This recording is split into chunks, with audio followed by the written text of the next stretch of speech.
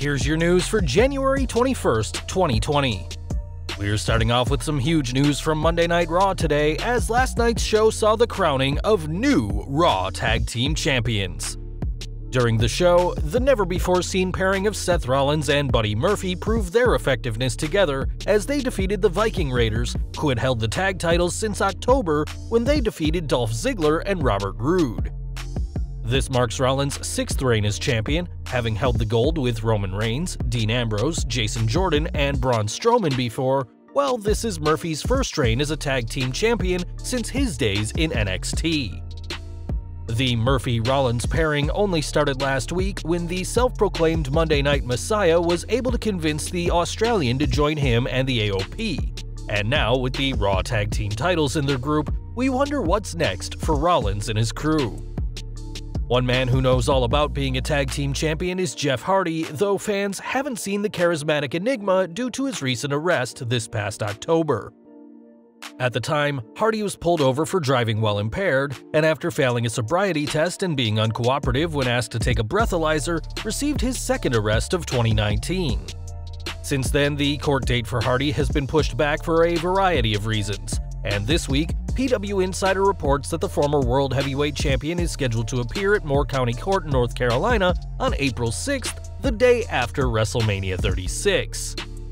Though Hardy is one of the most popular WWE superstars of all time, at one point even outselling John Cena in merchandise, his trouble outside the ring has caused both him and the company some very big issues, and fans will have to wait and see what actions WWE take with the troubled Jeff.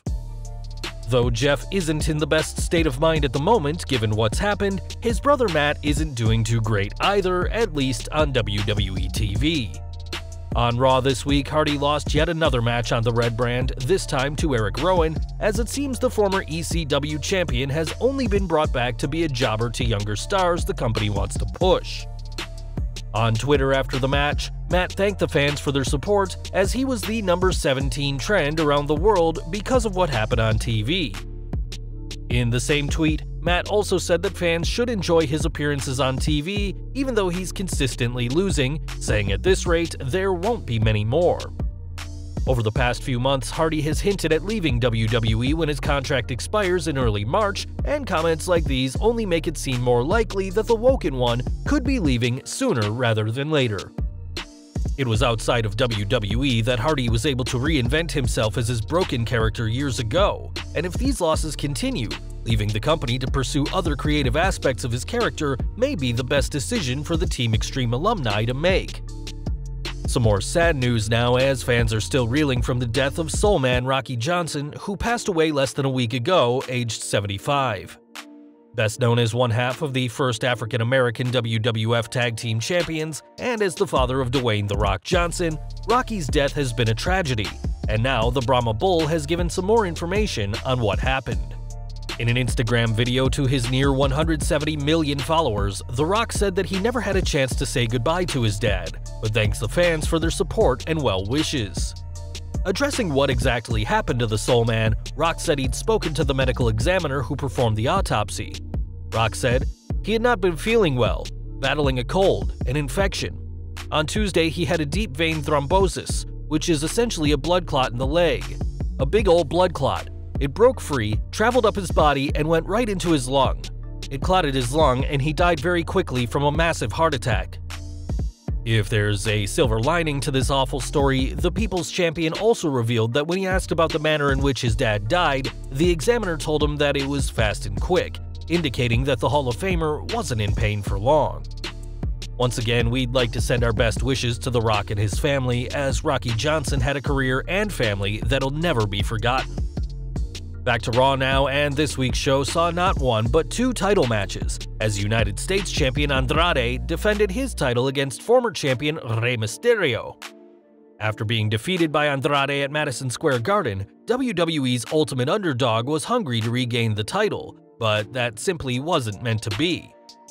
Instead, in the first ladder match on WWE weekly programming since SmackDown's 1000th episode, Andrade was able to retain his title, but wasn't finished yet, as he attempted to deliver a hammerlock DDT to Mysterio on the exposed floor outside of the ring. This devastating move was thankfully blocked by Humberto Carrillo, as it seems the former 205 Live star has his eyes set on Andrade as well as his United States title. It'll be interesting to see where things go from here for all three men involved, but a feud between the two much younger stars, Andrade and Carrillo, could be great, and both are seemingly big priorities for Raw Executive Director Paul Heyman. One superstar that both fans and WWE had high hopes for, but that isn't quite working out, is Lars Sullivan, as the Freak's main roster run has been mired in controversy and injury ever since his call-up last year. Shortly after his main roster debut on the post-WrestleMania 35 edition of Raw, controversial comments made by Sullivan, both before and after he signed with WWE, were unearthed. And after a hefty fine and management training, the Freak went down with a serious injury. According to Fightful Select this week, it seems that some in the company are hoping for Sullivan to return sooner than expected, but that his return could still be a long way away. The report reads, WWE had him marked down to miss a full year, but he was of the belief that he'd be back sooner, having recovered from a knee injury prior. It was only a few weeks ago that Sullivan's past in the adult film industry also came to light, meaning that whenever he eventually returns, there's no telling how the fans, management, or his fellow superstars backstage will handle the controversial powerhouse. Speaking of backstage, it's no secret that several superstars have transitioned to a job behind the curtain once their in-ring career ends, as Billy Kidman, Jason Jordan, and Fit Finlay are just some of the names who now operate behind the scenes. This week, another name joined that list as Sylvain Grenier spoke to TVA Sports and revealed that he will be returning to WWE to work as a producer. Fans may remember Grenier for his tenure from 2003 to 2007, where he worked as part of the anti-American group La Resistance alongside Rene Dupree and Rob Conway. Capturing the World Tag Team Championships on 4 occasions before his release in 2007, Grenier knows what it means to make it as a WWE superstar, so hopefully he'll be able to impart some wisdom on the stars of today, whether they be from Monday Night Raw or Friday Night SmackDown. We've got some big news from across the pond next, as the WWE has signed Irish indie wrestler Valkyrie Cain to a contract with NXT UK. This past weekend, the 23-year-old star worked tapings in England and tweeted about her WWE debut on Sunday morning, where she wrestled Amale. Though few fans will know of Cain, fans will be more aware of her wrestling school classmates, as she trained at the same wrestling school as Becky Lynch, according to Mark Middleton of Wrestling Inc. Winning the Irish Junior Heavyweight Championship in 2018, as well as Tag Team Gold as a member of the Woke Queens, it seems the future is bright for Cain, who has made it to the big time just 5 years after making her professional wrestling debut. From one new face in WWE to an established star, as Big E has continued to be his charismatic self during a recent edition of the New Days podcast.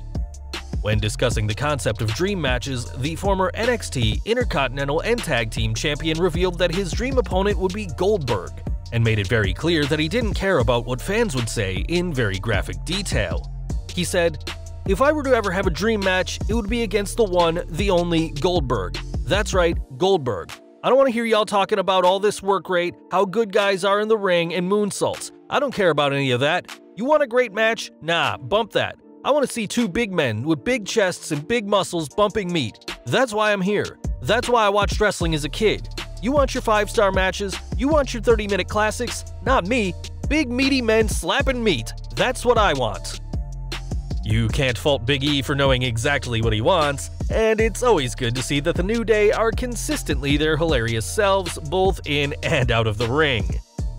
Now, we all know that the 2020 Royal Rumble pay-per-view will be this Sunday, and so far, the WWE has made a lot of names known about who will be entering the Rumble matches. Out of the 30 spots in the men's Royal Rumble match, 22 have already been filled, leaving just 8 remaining for surprise stars or shocking returns. According to the PW Insider, one shocking return fans should expect is Cain, as the website reports that the Big Red Machine will be in the match, though the company is keeping it a secret. As seen on last Friday's edition of WWE SmackDown, Cain returned to assist his old friend Daniel Bryan in a sneak attack on The Fiend, as Bryan and Wyatt will face each other at the Rumble in a strap match for The Fiend's Universal Championship. Given his age and his job as the mayor of Knox County, Tennessee, it's highly unlikely that Cain will be entering the Royal Rumble match, but seeing Cain dominate in the 30-man contest should still be great to see, as he's reportedly ready to appear in his record-shattering 20th Royal Rumble match. We've got some news from All Elite Wrestling now, as the company has given more details on an upcoming episode of AEW Dynamite. On the official AEW Twitter, news broke that Dynamite will make its Empire State debut on March 18th, as the show will emanate from the Blue Cross Arena in Rochester, New York. Not only that, but tickets will also go on sale this Friday, the 24th of January, and with prices starting as low as $20, expect these tickets to sell out fast to the loyal AEW crowd. Back to WWE now, and the company recently revealed that Becky Lynch will be appearing on this week's edition of WWE Backstage. Ever since SummerSlam 2018, the man has become one of the most popular stars in women's wrestling ever, capturing the Raw Women's Championship at WrestleMania 35 and having a record-breaking lengthy reign with the title. This Sunday, Lynch will defend the title against Asuka, the one woman she's been unable to defeat on pay-per-view, so fans should expect the loudmouth superstar to have plenty to say on her title reign, the Empress of Tomorrow, and WrestleMania when she appears this week on WWE Backstage. And finally today, we're ending with some results from Monday Night Raw, as the final edition of the Red Brand before the Royal Rumble this Sunday had a lot to fill in. In the opener, Kevin Owens, Samoa Joe, and the Viking Raiders brawled with Rollins, the AOP, and Murphy to set up the tag title match later in the night, before Andrade retained his title against Rey Mysterio in their ladder match. Aleister Black made quick work of a local competitor on the show ahead of this Sunday's Royal Rumble match, though up next, fans saw the third consecutive weekly appearance of WWE Champion Brock Lesnar. Entering the Royal Rumble match at number 1, there's the possibility that Lesnar will have to go through every other participant in the men's match, and gave fans a preview of what may happen this Sunday when he demolished Ricochet. When Randy Orton and Drew McIntyre faced off, it wasn't long until their match was ended prematurely by the OC, though that hasn't stopped fans from considering the Scotsman as a dark horse to win this Sunday's men's Rumble match. Speaking of the Rumble, Raw Women's Champion Becky Lynch tried to prove herself by defeating Kairi Sane this week, but once again, it was Asuka who had the last laugh. After submitting Sane to end the match, the man was ambushed by the Empress of Tomorrow, who is looking to become Asuka 2 belts this Sunday by taking Lynch's Raw Women's Championship. After Rollins and Murphy captured the Raw Tag Team titles and Matt Hardy got squashed by Eric Rowan, it was time for the main event, as Bobby Lashley and Lana looked to silence Rusev and Liv Morgan once and for all. Despite their wedding being ruined by the former Riot Squad member and the Bulgarian Brute, the Lashleys did get payback this week, winning the main event, as it seems that this love drama isn't over just yet.